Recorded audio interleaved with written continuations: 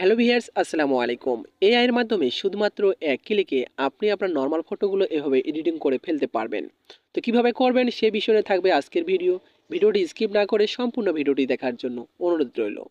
এই জন্য আপনাদের কি করতে হবে, আপনারা আপনার ফোন থেকে প্লে স্টোরে গিয়ে হাইপিক অ্যাপ্লিকেশনটি ইনস্টল করে নেবেন। ইনস্টল করা হয়ে গেলে আপনার ফোন থেকে অ্যাপ্লিকেশনটি ওপেন করে নেবেন। ওপেন করার সাথে সাথে এরকম একটা ইন্টারফেস চলে আসবে। তো এখান থেকে আমি একটা নর্মাল ফটো সিলেক্ট করে দিচ্ছি। যখন আমি এখান থেকে একটা নর্মাল ফটো সিলেক্ট করে দেবো, সাথে সাথে এরকম একটা ইন্টারফেস চলে আসবে। এখানে আপনারা দেখতে পারবেন অ্যাডজাস্ট অপশন রয়েছে, অ্যাডজাস্ট অপশনে ক্লিক করবেন। তারপরে ক্রপ অপশনে ক্লিক করবেন। ক্রপ অপশনে ক্লিক করার পর এখান থেকে আপনার ফটোটি এখান থেকে ক্রপ করে নেবেন, ঠিক আছে।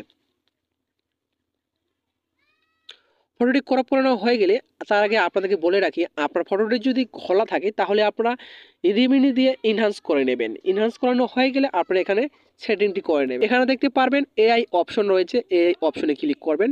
তারপর এখান থেকে এটা বাড়িয়ে দেবেন, 2.x করে দেবেন।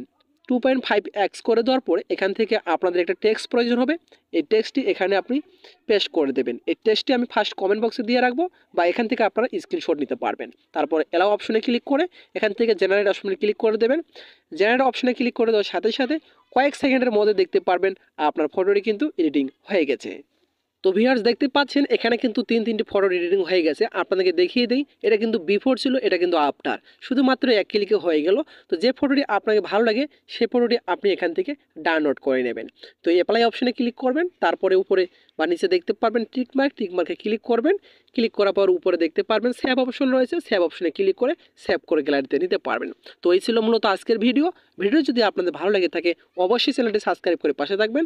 আবার দেখা হবে নতুন একটা ভিডিও নিয়ে। এতক্ষণ সাথে থাকার জন্য